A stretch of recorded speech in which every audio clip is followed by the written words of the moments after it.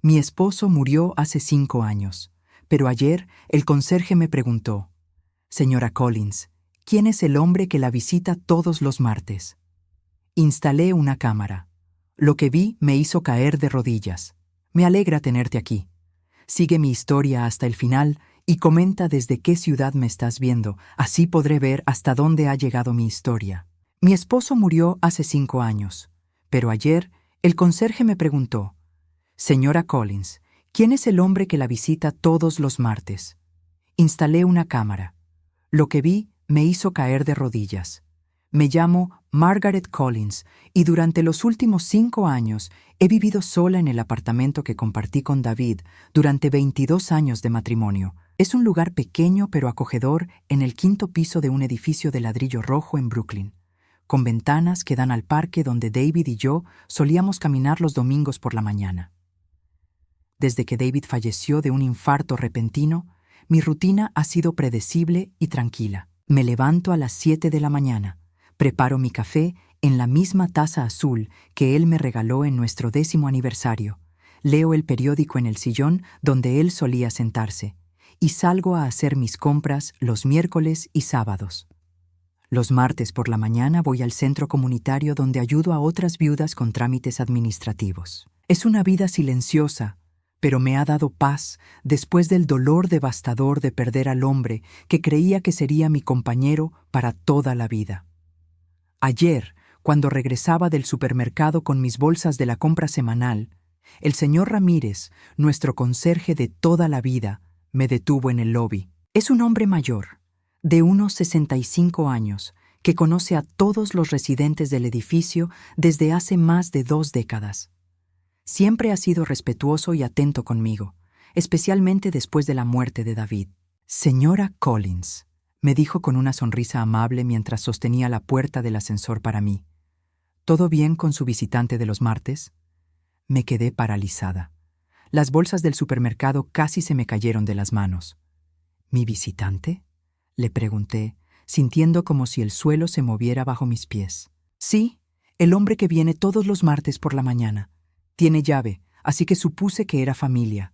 Un hombre alto, de cabello oscuro, como de 50 años. Siempre llega cuando usted no está». Mi corazón comenzó a latir tan fuerte que podía escucharlo en mis oídos.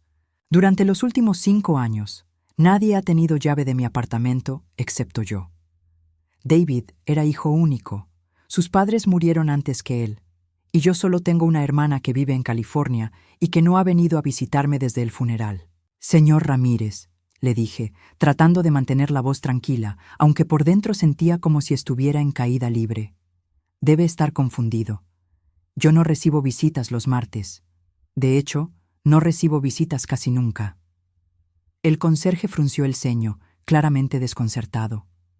«Pero señora, lo he visto al menos 6 o 7 veces en los últimos 2 meses. Siempre los martes, siempre por la mañana cuando usted sale para el centro comunitario. Pensé que tal vez era su hermano o algún familiar que cuidaba de la casa mientras usted no estaba».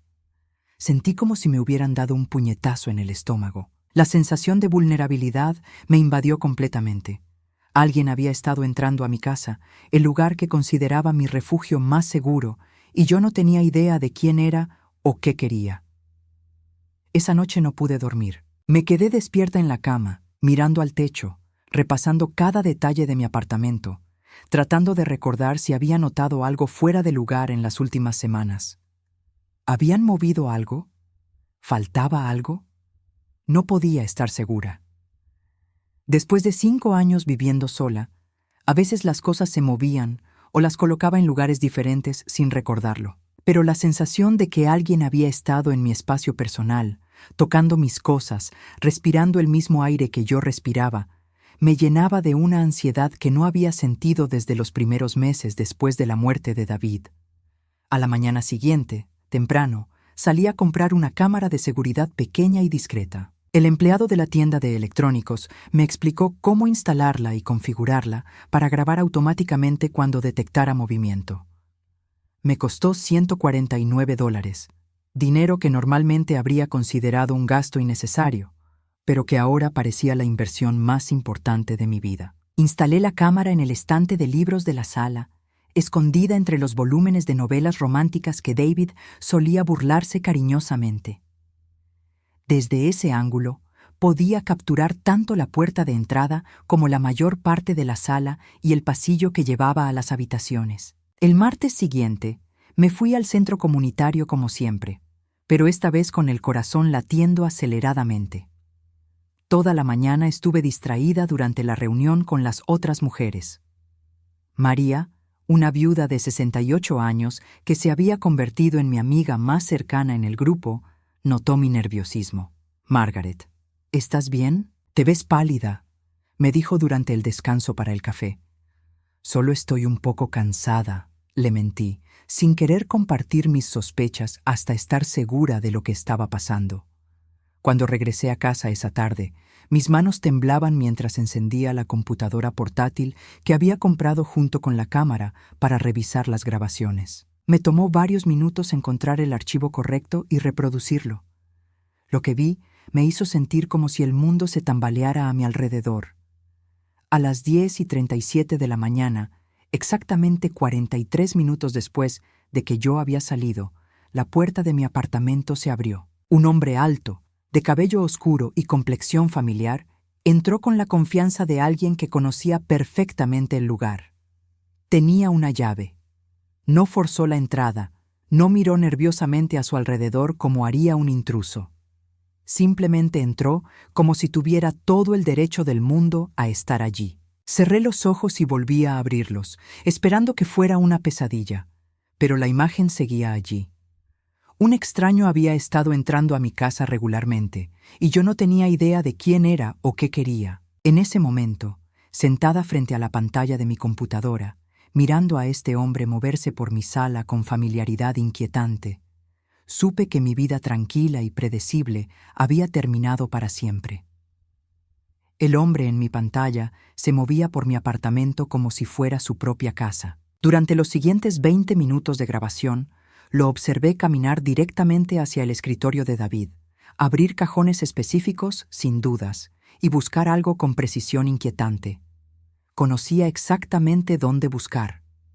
Me quedé hipnotizada, mirando cada uno de sus movimientos. Había algo terriblemente familiar en la forma en que inclinaba la cabeza cuando se concentraba, en cómo se pasaba la mano por el cabello cuando parecía frustrado por no encontrar lo que buscaba. Mis manos comenzaron a temblar cuando una realización imposible comenzó a formarse en mi mente. El hombre se parecía a David. No era una semejanza casual o el tipo de parecido que a veces uno imagina cuando extraña demasiado a alguien. Era un parecido perturbador, específico. La misma altura, la misma complexión, la misma forma de caminar con los hombros ligeramente encorvados. Incluso usaba el tipo de ropa que David prefería: jeans oscuros y una camisa azul marino. Rebobiné la grabación y la volví a ver, acercando mi cara a la pantalla hasta que casi la tocaba con la nariz. En ciertos ángulos, especialmente cuando el hombre se daba vuelta de perfil, la semejanza era tan fuerte que mi respiración se cortó. Pero eso era imposible. David había muerto hace 5 años. Yo misma lo había visto en el ataúd. Había tocado su mano fría. Había tirado tierra sobre su tumba. Sin embargo, ahí estaba este extraño, moviéndose por mi casa como si hubiera vivido allí, buscando en lugares que solo David habría conocido. El cajón secreto del escritorio, donde él guardaba documentos importantes. El compartimento oculto detrás de los libros, donde escondía un poco de dinero en efectivo para emergencias. Lugares que yo misma apenas recordaba, porque David siempre se había encargado de esos asuntos. Esa noche no pude comer. Me preparé una sopa de lata, pero se enfrió en el tazón mientras yo permanecía sentada en la mesa de la cocina, repasando una y otra vez lo que había visto. ¿Estaba perdiendo la cordura? ¿Era posible que 5 años de soledad y dolor me hubieran afectado más de lo que pensaba? Llamé a mi hermana Patricia en California. No habíamos hablado en 3 meses, pero necesitaba escuchar una voz familiar. Alguien que me ayudara a procesar lo que estaba experimentando. «Margaret, ¿qué pasa? Son las 11 de la noche en Nueva York», me dijo Patricia con voz adormilada. «Patty, necesito preguntarte algo sobre David. comencé, pero luego me detuve. ¿Cómo podía explicarle que creía haber visto a nuestro cuñado muerto caminando por mi apartamento? ¿Qué pasa con David? ¿Estás bien? ¿Él tenía hermanos, primos, alguien en su familia que se pareciera mucho a él? Patricia hizo una pausa larga. Margaret, ya sabes que David era hijo único. Sus padres murieron cuando él tenía 30 años, y nunca mencionó tener familia extendida. ¿Por qué me preguntas esto? No pude continuar la conversación. Le inventé una excusa sobre haber encontrado unas fotos viejas y colgué, sintiéndome más confundida que antes. Los siguientes días pasaron en una bruma de ansiedad. No podía concentrarme en nada. Quemé el desayuno 2 veces, me olvidé de ir al banco a depositar mi cheque de la pensión y prácticamente no hablé con nadie en el centro comunitario. María me preguntó repetidamente si me sentía bien, pero yo solo podía asentir y sonreír de forma forzada. El siguiente martes llegó como una amenaza. Me desperté a las 5 de la mañana, incapaz de dormir, y me quedé en la cama mirando el reloj hasta que fueron las 7. Preparé mi café, pero mis manos temblaban tanto que derramé la mitad en el mostrador. A las 10 en punto me fui al centro comunitario, pero esta vez me quedé en el estacionamiento, escondida en mi auto a media cuadra de distancia, con vista clara a la entrada de mi edificio. Si alguien iba a entrar, esta vez lo vería con mis propios ojos. A las 10:45, un hombre se acercó caminando por la acera. Desde la distancia, reconocí inmediatamente la silueta que había visto en la grabación. Mi corazón comenzó a martillar en mi pecho tan fuerte que pensé que podría desmayarme. El hombre se detuvo frente a mi edificio.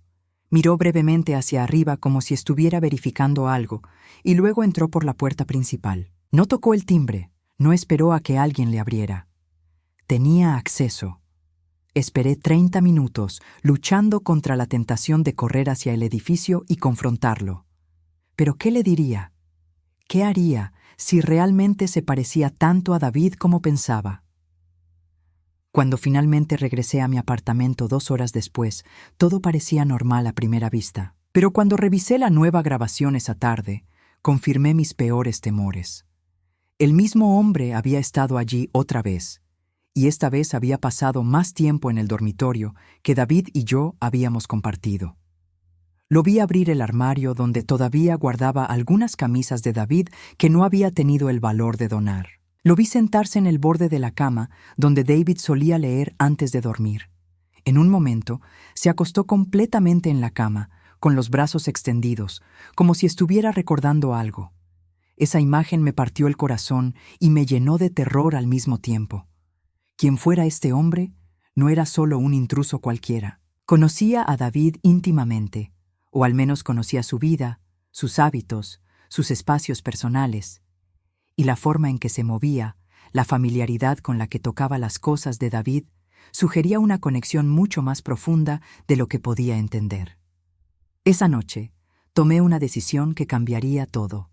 El próximo martes, no me iría. Me quedaría escondida en el apartamento y esperaría a que llegara. Necesitaba verlo de cerca, necesitaba respuestas, sin importar cuán dolorosas o imposibles fueran. Pero mientras me preparaba para esa confrontación, una parte de mí temía lo que podría descubrir. Porque si este hombre realmente se parecía tanto a David como pensaba, si realmente conocía todos los secretos íntimos de mi marido muerto, entonces todo lo que creía saber sobre mi vida podría ser una mentira. El martes siguiente me desperté a las 5 de la mañana, con el corazón ya acelerado. Había planeado cada detalle de mi confrontación durante toda la semana. Me escondería en el armario del dormitorio, donde podría ver claramente cuando el intruso entrara, pero él no me vería a mí inmediatamente. Tenía mi teléfono listo para llamar a la policía si era necesario, aunque una parte de mí seguía esperando que todo fuera un malentendido terrible. A las 10 menos cuarto, me posicioné en el armario, dejando la puerta ligeramente entreabierta. Mis piernas temblaban tanto que tuve que sentarme en el suelo entre las cajas de zapatos viejos. El silencio del apartamento era ensordecedor, roto solo por el tic-tac del reloj de la sala y el sonido de mi propia respiración entrecortada. A las 10:42 escuché la llave en la cerradura. Los pasos fueron directos hacia el dormitorio, exactamente como había visto en las grabaciones. Mi corazón latía tan fuerte que estaba segura de que él podría escucharlo. Cuando el hombre entró al dormitorio, pude verlo claramente por primera vez sin la mediación de una cámara. Casi grité. No era David, pero se parecía tanto a él que por un momento mi mente se negó a procesar lo que estaba viendo. Era como ver a David, pero ligeramente diferente, como si alguien hubiera tomado su imagen y la hubiera alterado sutilmente. El mismo rostro, pero más delgado. Los mismos ojos oscuros, pero con arrugas que David nunca había tenido. Las mismas manos largas, pero con una cicatriz pequeña en el dorso de la izquierda que no recordaba en mi esposo. El hombre se dirigió directamente hacia la cómoda donde David guardaba sus documentos personales. Comenzó a buscar en el cajón inferior, el que yo rara vez abría porque estaba lleno de papeles viejos de impuestos y garantías de electrodomésticos que ya no teníamos. No pude seguir escondida. Salí del armario con las piernas temblorosas. ¿Quién eres?, le pregunté con una voz que sonó más fuerte de lo que me sentía. El hombre se dio vuelta lentamente, sin sobresaltarse, como si hubiera sabido que yo estaba allí todo el tiempo. Cuando nuestros ojos se encontraron, vi algo en su expresión que me heló la sangre. Reconocimiento. «Hola, Margaret», dijo con una voz que sonaba exactamente como la de David, pero con un tono más grave, más cansado. «Sabía que eventualmente me descubrirías». «¿Cómo sabes mi nombre? ¿Quién eres?», repetí, dando un paso atrás hacia la pared. El hombre suspiró profundamente y se sentó en el borde de la cama, en el mismo lugar donde David solía leer sus libros de historia por las noches. «Soy Thomas», dijo, mirándome directamente a los ojos. «Soy el hermano gemelo de David». El mundo se detuvo a mi alrededor. Durante 22 años de matrimonio, David nunca había mencionado tener un hermano, mucho menos un gemelo. Siempre me había dicho que era hijo único, que sus padres habían muerto cuando él era joven, que no tenía familia cercana. «Eso es imposible», susurré. David no tenía hermanos. Thomas sonrió de manera triste, y esa sonrisa era tan exactamente igual a la de David que sentí como si me hubieran golpeado en el estómago. David tenía muchos secretos, Margaret, más de los que imaginas. Me aferré al marco de la puerta para no caerme. «¿Por qué tienes una llave de mi casa? ¿Por qué has estado viniendo aquí?». Thomas se levantó y caminó hacia la ventana, mirando hacia el parque donde David y yo solíamos caminar. El movimiento era idéntico a algo que David hacía cuando tenía que decirme algo difícil. «Porque David no está muerto, Margaret». Las palabras salieron de su boca como si fueran normales, como si estuviera comentando sobre el clima. Pero para mí fue como si el suelo se abriera bajo mis pies. Me desplomé contra la pared sin poder respirar. Eso no puede ser cierto. Yo estuve en su funeral. Vi su cuerpo». «¿Viste un cuerpo?» «Sí, pero no era David». Thomas se dio vuelta para mirarme, y por primera vez vi algo parecido a la compasión en sus ojos. David tenía deudas, Margaret. Deudas muy peligrosas con gente muy peligrosa. Deudas de juego que habían crecido hasta casi $200,000. La gente a la que le debía dinero comenzó a amenazarlo, y luego comenzaron a amenazar con lastimarte a ti. Sentí como si estuviera en una pesadilla de la que no podía despertar. ¿Deudas de juego? David nunca jugó, ni siquiera compraba boletos de lotería. «David era muy bueno ocultando cosas», dijo Thomas suavemente. «Había estado jugando en casinos durante años, especialmente cuando viajaba por trabajo. Al principio ganaba, pero luego, las cosas se salieron de control rápidamente. Me deslicé hacia el suelo, sin poder sostenerme en pie. Thomas se acercó como si fuera a ayudarme, pero levanté la mano para detenerlo. «Sigue hablando», logré decir. Cuando las amenazas se volvieron demasiado serias, David vino a mí. «Somos gemelos idénticos, Margaret. Siempre lo fuimos. Él me pidió que lo ayudara a desaparecer». «¿Y tú lo ayudaste a fingir su muerte?». Thomas asintió lentamente. «Conocía a alguien en la morgue que nos debía un favor. Conseguimos el cuerpo de un hombre que había muerto solo, sin familia que lo reclamara. David se rapó el cabello, se hizo algunos cambios temporales en la apariencia, y cuando llegó el momento del funeral, bueno, la gente ve lo que espera ver. Mis manos comenzaron a temblar violentamente. ¿Dónde está ahora? En México. Se cambió el nombre. Se casó con una mujer que conoció allí. Tiene una nueva vida. La traición golpeó más fuerte que el shock. No solo había fingido su muerte, sino que se había casado con otra persona. Durante 5 años yo había llorado la pérdida del hombre que amaba. Había luchado con la soledad y el dolor. Había reorganizado toda mi vida alrededor de su ausencia, y él había estado viviendo felizmente con otra mujer. ¿Por qué vienes aquí?, pregunté, con una voz que sonaba extraña hasta para mí. David me pidió que viniera a buscar algunas cosas, documentos importantes que había escondido, algunas joyas que pertenecían a su madre, dinero en efectivo que tenía guardado. ¿Dinero en efectivo? David siempre guardaba dinero de emergencia en lugares secretos. Me dijo dónde buscar, pero no he podido encontrar todo. Entendí entonces por qué había estado buscando en lugares tan específicos, por qué conocía todos los escondites secretos de David. Me levanté del suelo con gran esfuerzo, sintiendo como si hubiera envejecido 10 años en los últimos 5 minutos. ¿Cuánto dinero? Según David, alrededor de $15,000 en efectivo, más algunas joyas que valoraba en unos $5,000, $20,000. Durante 5 años había vivido con un presupuesto muy ajustado, usando solo mi pequeña pensión y los ahorros que había logrado estirar. Había renunciado a vacaciones, a cenas en restaurantes, a cualquier lujo, mientras David tenía dinero escondido en mi propia casa. Margaret, dijo Thomas suavemente, sé que esto es un shock terrible. David me hizo prometer que nunca te lo diría, pero cuando las cosas se complicaron con el dinero que necesita. ¿Él sabe que estás aquí? Thomas vaciló antes de responder. Sí, él me pidió que viniera. En ese momento, toda la compasión que había sentido por Thomas desapareció. No era solo un hermano tratando de ayudar. Era parte activa en el engaño que había destruido mi vida. Quiero verlo, dije con una voz que no reconocí como mía. Margaret, eso no es posible. Quiero ver a mi esposo muerto, que aparentemente no está muerto. Quiero que me explique por qué me dejó creer que había perdido al amor de mi vida mientras él comenzaba una nueva vida con otra mujer. Thomas me miró durante un largo momento, y pude ver el conflicto en sus ojos. Él está en problemas otra vez, Margaret. Por eso necesita el dinero. La realidad final me golpeó como un martillo. David no solo había fingido su muerte para escapar de sus deudas. Había seguido jugando, había vuelto a meterse en problemas, y ahora me necesitaba otra vez. Pero esta vez, no como su esposa amorosa.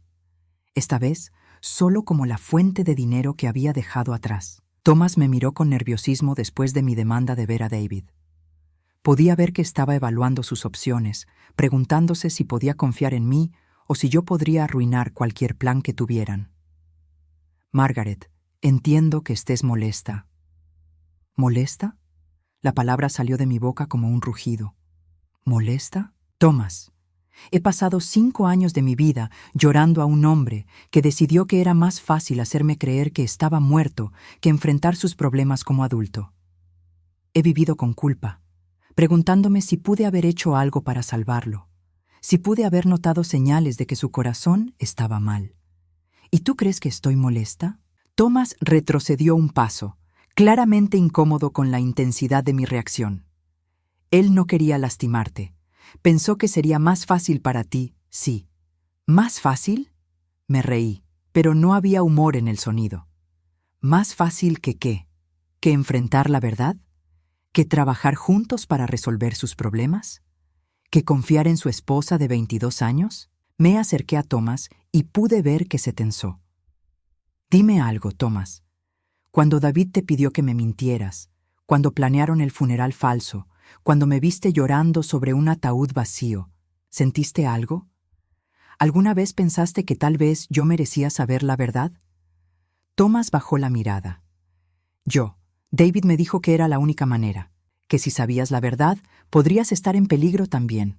Qué conveniente. Y ahora, 5 años después, cuando necesita dinero otra vez, ¿de repente ya no es peligroso que yo sepa? La realización de la manipulación completa me golpeó como una ola fría. No había venido a confesar por culpa o arrepentimiento. Había venido porque me necesitaban otra vez. ¿Dónde está exactamente David?, pregunté, cruzando mis brazos sobre el pecho. Thomas vaciló. En Puerto Vallarta. Tiene un pequeño negocio allí, un bar en la playa. ¿Y la mujer con la que se casó? Se llama Carmen. Tienen 2 hijos juntos. 2 hijos. David había tenido hijos con otra mujer. Durante nuestro matrimonio, habíamos intentado tener hijos durante años. Después de múltiples pérdidas de embarazo, los doctores nos dijeron que sería muy difícil, casi imposible.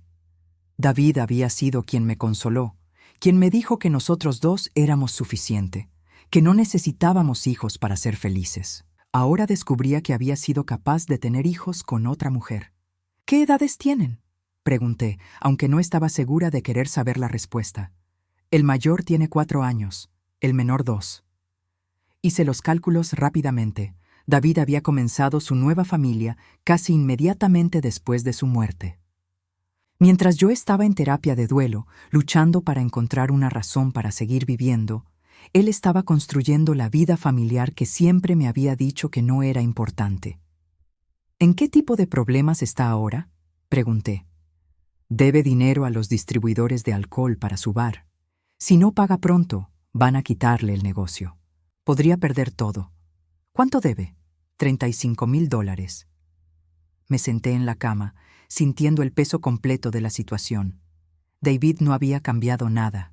Seguía siendo el mismo hombre que acumulaba deudas y esperaba que otros resolvieran sus problemas. La única diferencia era que ahora tenía una nueva familia que proteger. ¿Y él piensa que yo voy a darle $35,000? Margaret, sé que es mucho pedir, pero él pensó que tal vez podrías ayudar. Podrías vender el apartamento o usar algunos de tus ahorros. Me levanté tan rápido que Thomas dio un salto hacia atrás. ¿Quiere que venda mi apartamento? ¿El apartamento que he mantenido con mi pequeña pensión durante 5 años? ¿Para salvar el bar de playa de la nueva vida que construyó sobre la mentira de su muerte? Él no sabía cómo pedírtelo directamente. Por supuesto que no sabía, porque sabe exactamente lo que hizo. Caminé hacia la ventana, tratando de calmar la furia que sentía crecer en mi pecho. Abajo, en el parque, vi a una pareja mayor caminando tomados de la mano, algo que David y yo solíamos hacer, algo que habíamos planeado hacer hasta que fuéramos muy viejos. ¿Sabes lo que he vivido estos 5 años, Thomas?, pregunté sin darme vuelta. Margaret. Me he despertado cada mañana sintiendo que había perdido la mitad de mi alma. He cocinado para una persona cuando durante 22 años cociné para 2. He visto películas sola, he ido a bodas sola, he enfrentado cada día festivo sola. Cuando mi madre murió el año pasado, no tuve a mi esposo para que me consolara porque pensé que él ya no existía. Me di vuelta para mirarlo. Y durante todo ese tiempo, David estaba en una playa en México, casado con otra mujer, teniendo los hijos que siempre me dijo que no podíamos tener, construyendo la vida que se suponía que íbamos a construir juntos. Thomas estaba pálido.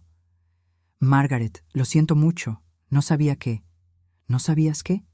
¿No sabías que mentir a alguien sobre la muerte de su esposo podría causar dolor? ¿No sabías que dejar que alguien viva en duelo durante 5 años podría tener consecuencias emocionales? Hubo un largo silencio. Finalmente, Thomas habló con voz muy suave. ¿Qué vas a hacer? Esa era la pregunta que había estado evitando desde que él me había contado la verdad. ¿Qué iba a hacer? ¿Llamar a la policía? ¿Confrontar a David directamente? ¿Pretender que nunca había descubierto la verdad? Voy a verlo, dije finalmente. Margaret, no creo que eso sea una buena idea. No me importa lo que tú creas que es una buena idea. Has estado mintiendo durante 5 años. Tu opinión sobre lo que es bueno para mí no tiene ningún valor. Thomas se veía cada vez más nervioso. Él no sabe que te iba a contar la verdad, Me pidió que solo tomara el dinero y las joyas sin que te dieras cuenta. Esa revelación final fue como una puñalada. David ni siquiera había querido que yo supiera que estaba vivo. Solo había querido que Thomas robara mis cosas en secreto. ¿Planeaban vaciar mi apartamento poco a poco hasta que no quedara nada?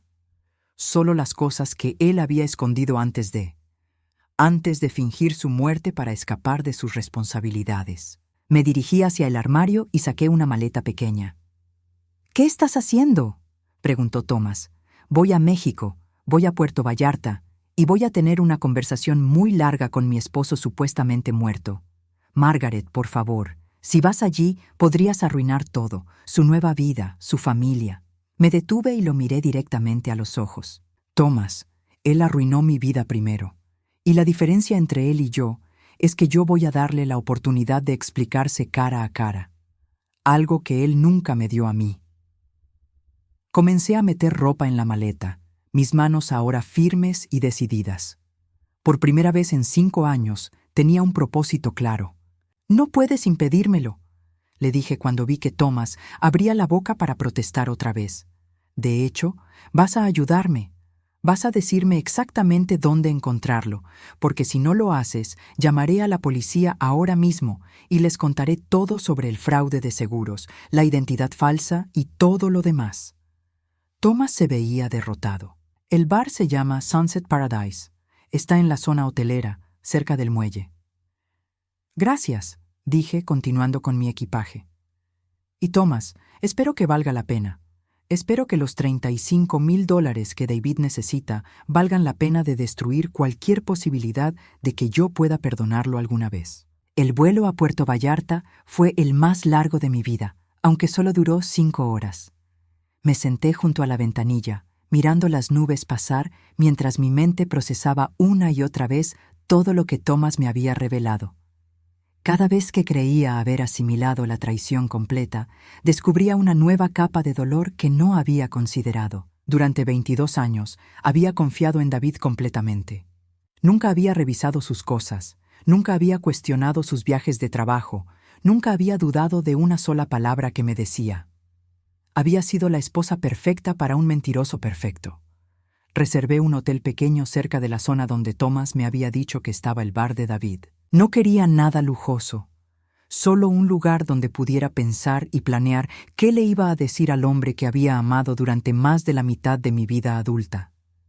El primer día no fui al bar.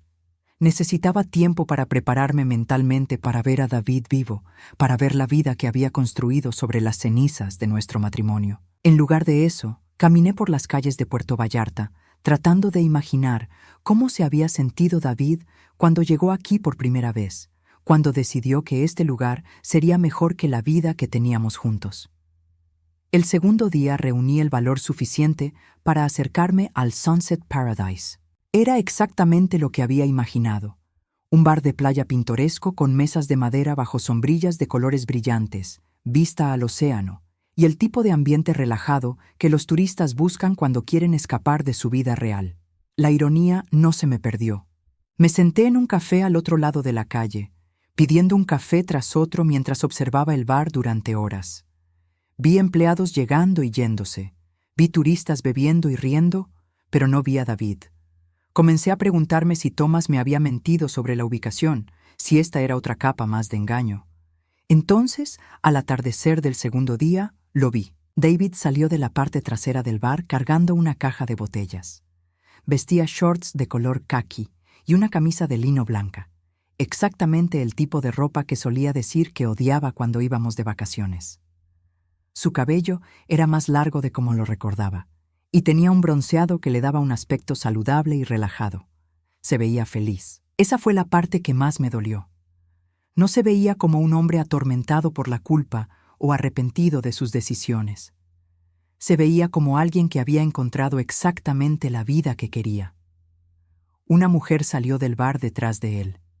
Era más joven que yo, probablemente de unos 35 años, con cabello negro largo y una sonrisa brillante. Tenía que ser Carmen.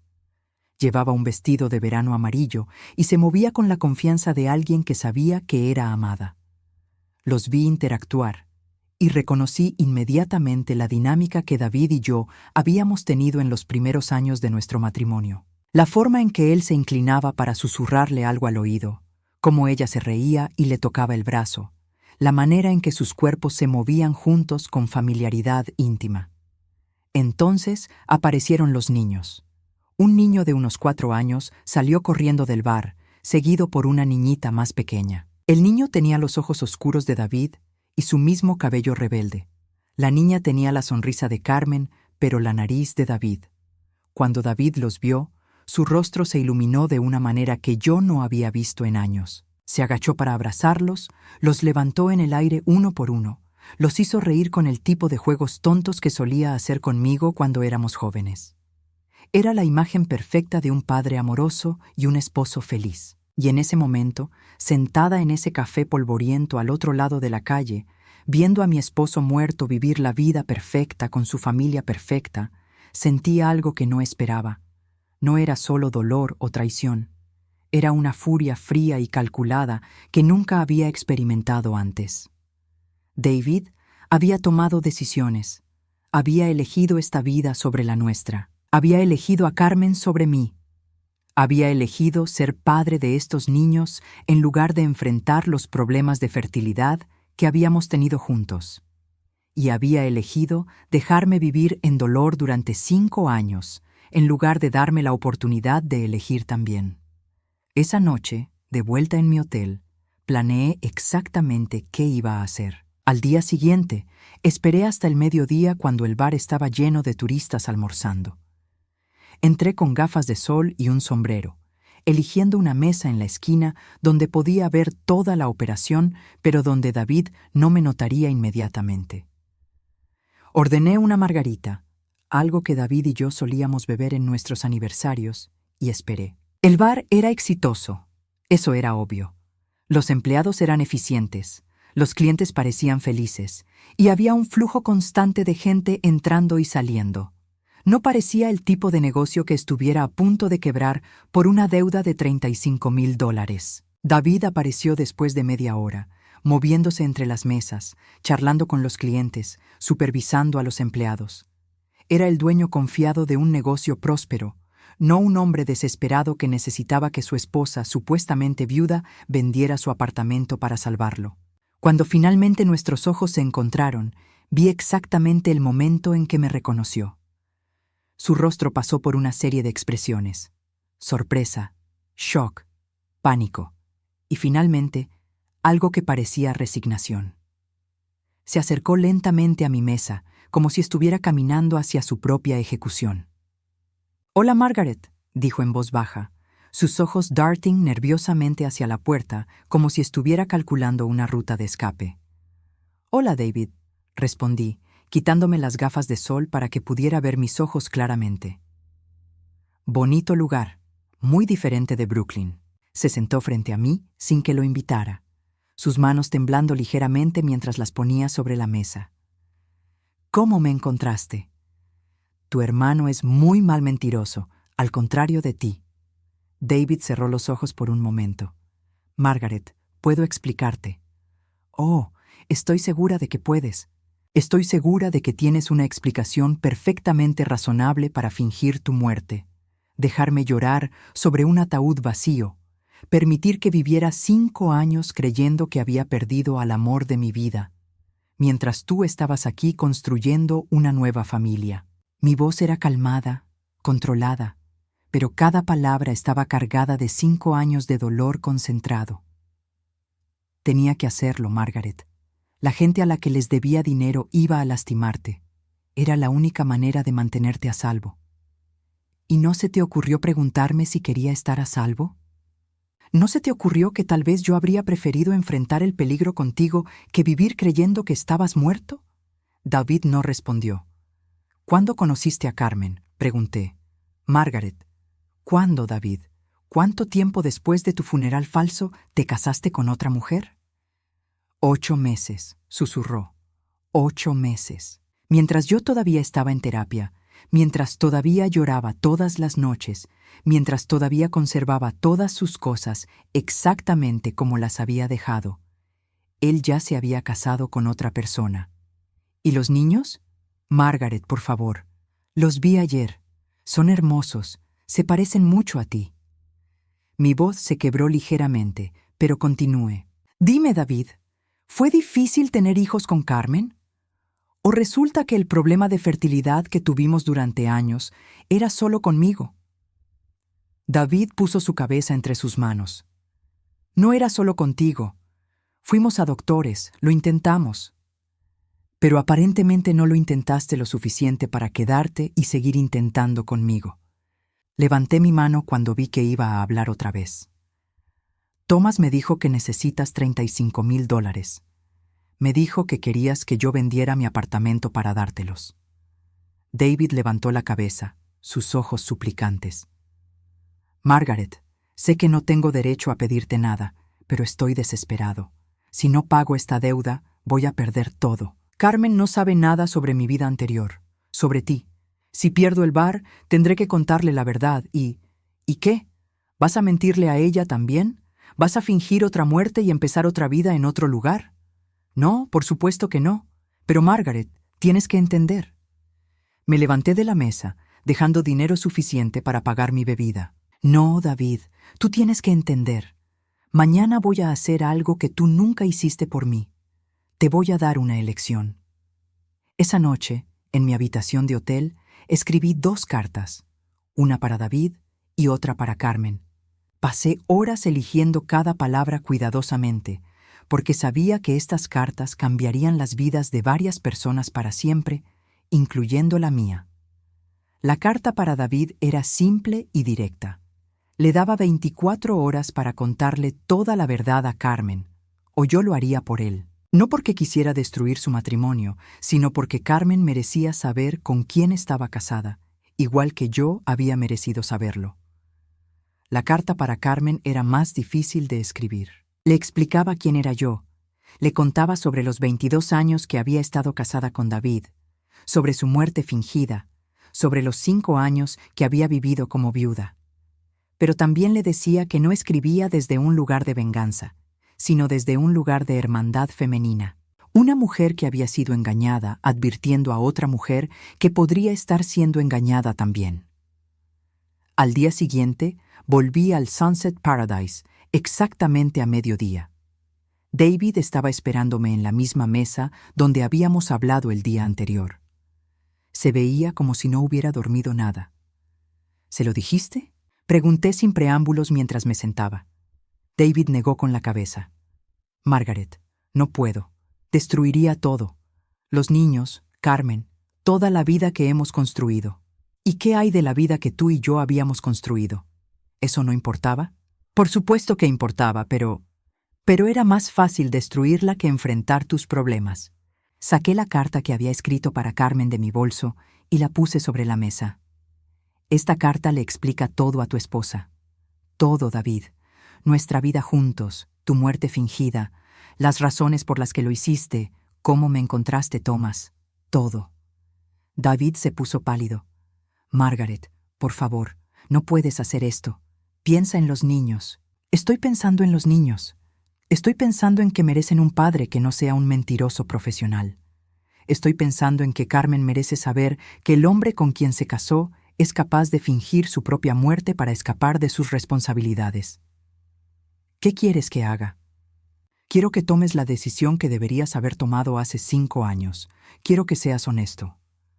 David me miró durante un largo momento. ¿Y si le digo la verdad? ¿Qué garantía tengo de que no vas a arruinar mi vida de todas formas? Esa pregunta me mostró exactamente quién era realmente David. Incluso ahora, incluso después de todo lo que había hecho, todavía estaba tratando de manipular la situación para su beneficio. No tienes ninguna garantía, David. Igual que yo, no tuve ninguna garantía cuando me dejaste creer que habías muerto. Igual que Carmen no tiene ninguna garantía de que no le vas a mentir otra vez en el futuro. Me levanté de la mesa. Tienes hasta las 6 de la tarde para hablar con ella. Si no lo haces, le entregaré esta carta personalmente. David se agarró del borde de la mesa. Margaret, espera. ¿Qué hay del dinero? ¿Vas a ayudarme con la deuda? Me detuve y me di vuelta para mirarlo.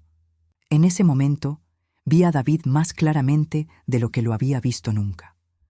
No como el esposo amoroso que recordaba, no como la víctima de circunstancias difíciles que había pretendido ser, sino como lo que realmente era. Un hombre que siempre buscaba que otros resolvieran sus problemas. David, durante 5 años he vivido con una pensión de $900 al mes. He comprado ropa en tiendas de segunda mano. He renunciado a vacaciones. He contado cada centavo para poder mantener el apartamento donde pensé que habíamos sido felices juntos. Y tú quieres que venda ese apartamento para darte $35,000 para salvar el negocio que construiste con el dinero del seguro de vida que cobraste fingiendo tu muerte. David no respondió.